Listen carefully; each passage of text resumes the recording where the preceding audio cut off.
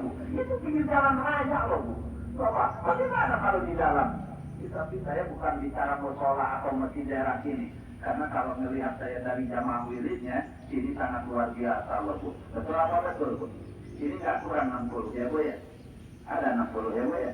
Saya rasa ada ini. Ini hadirin dari Allah Ibu, betul. Kadang-kadang saya sampai Bu, ya kalau saya mendidik di sini Bu, betul Bu.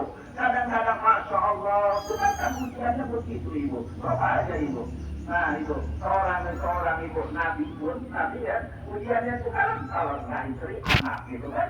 Artinya dari keluarga dulu gitu loh Bu.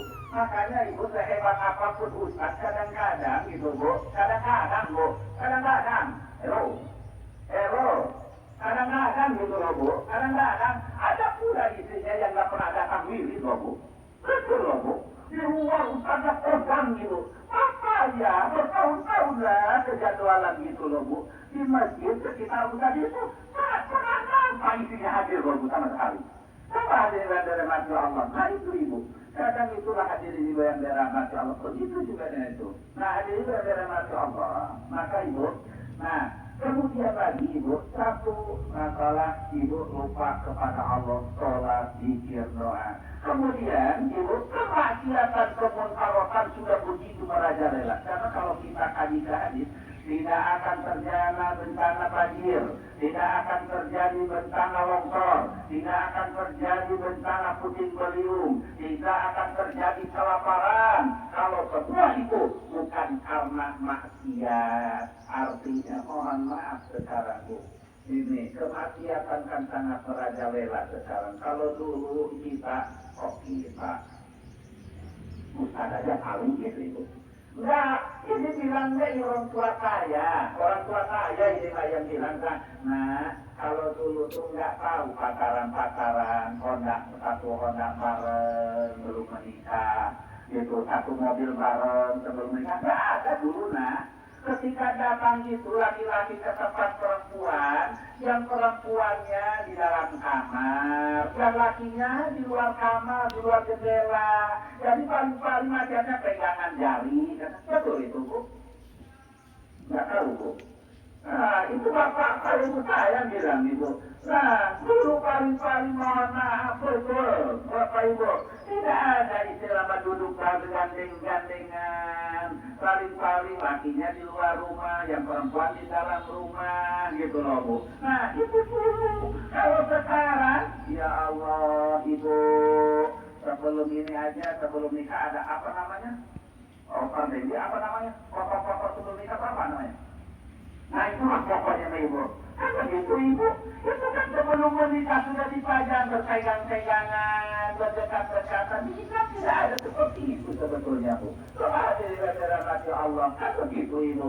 Saya bukan anti itu Ibu. Ya anti itu juga. Makanya saya bilang ke anak kemarin Ibu, mohon maaf ya.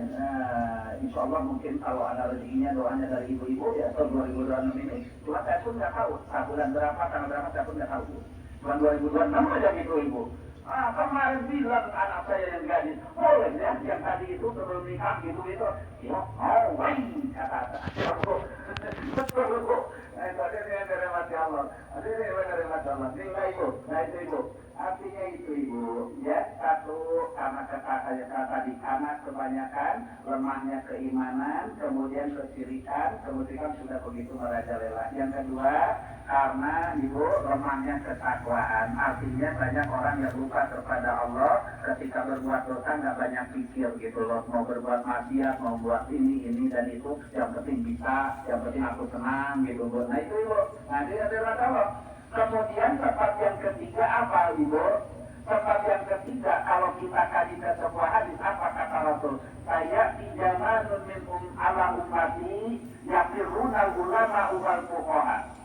Di suatu zaman akan datang kepada umatku, dikala itu umatku kabur dari ulama dan dari orang yang ngerti akan agama. Nah ini sebabnya juga Bu. Nah artinya apa?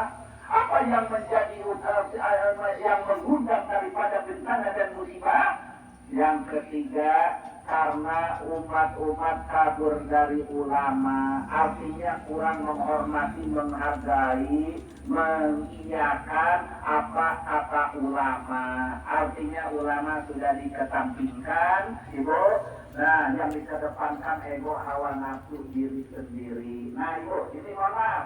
Kenapa Ustaz begitu? Karena kata Rasul kan Ibu jaminannya, man akromal ulama fakot akromani, wa man akromani fakot akromallah, wa man akromallah fama wabul jannah. Barang siapa orang yang memuliakan ulama, berarti sudah memuliakan Nabi. Dan barang siapa orang yang memuliakan Nabi, berarti sudah memuliakan Allah. Dan barang siapa orang yang memuliakan Allah, fama'wahul jannah, tempat kembalinya itu adalah surga. Ustaz.